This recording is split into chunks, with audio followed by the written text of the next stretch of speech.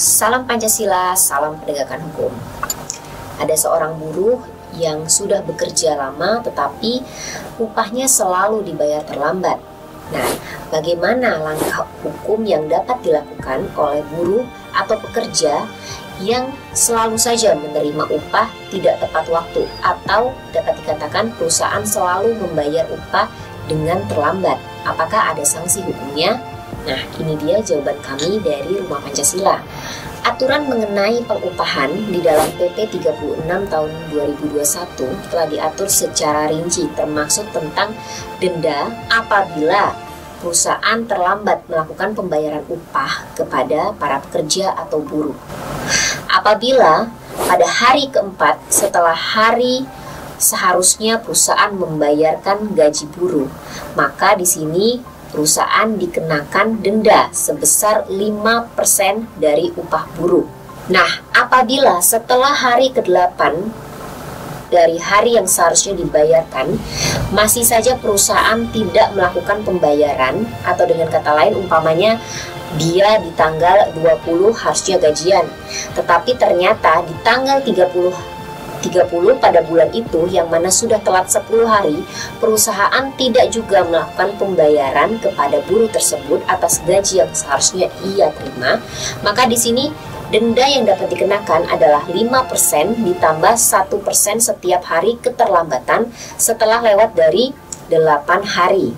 Nah, apabila ternyata setelah 1 bulan perusahaan juga tidak kunjung melakukan pembayaran terhadap gaji pokok yang seharusnya diterima oleh buruh, maka denda perusahaan di sini ditambah lagi berdasarkan PP 36 tahun 2021, yaitu 5% ditambah 1% dan ditambah suku bunga bank pemerintah saat itu.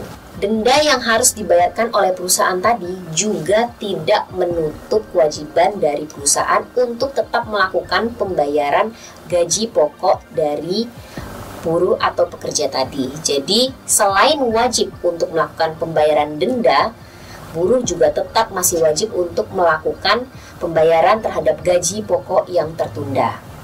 Nah, bagaimana langkah hukum dari sahabat Rumah Pancasila yang merasakan atau saat ini sedang berada dalam keadaan seperti itu, yakni terlambat digaji oleh perusahaan? Langkah hukum yang dapat Anda lakukan adalah dengan melakukan penyelesaian di dalam internal perusahaan terlebih dahulu, atau dengan menggunakan langkah hukum penyelesaian secara bipatrit. Apabila ternyata langkah dari bipatrit tersebut atau penyelesaian internal dengan perusahaan tidak ditemukan solusi, atau gaji pokok Anda juga tetap tidak terbayarkan berikut dengan denda-dendanya, maka Anda dapat melanjutkan proses tersebut ke langkah hukum yang lebih tinggi, yaitu pada Dinas Ketenagakerjaan setempat, atau kita kenal dengan upaya hukum tripartit. Nah, apabila dalam ranah hukum tripartit juga tidak dapat dilaksanakan penyelesaian terhadap pembayaran upah dan juga denda Anda, maka Anda dapat mengajukan upaya hukum ke pengadilan industrial setempat. Nah, itu dia saran hukum dari kami, semoga bermanfaat, dan terus ikuti channel dari TikTok Rumah Pancasila dan Klinik Hukum. Jangan lupa untuk Anda yang hendak berkonsultasi secara online dapat menghubungi nomor admin kami di bawah ini. Salam Pancasila, salam penegakan hukum.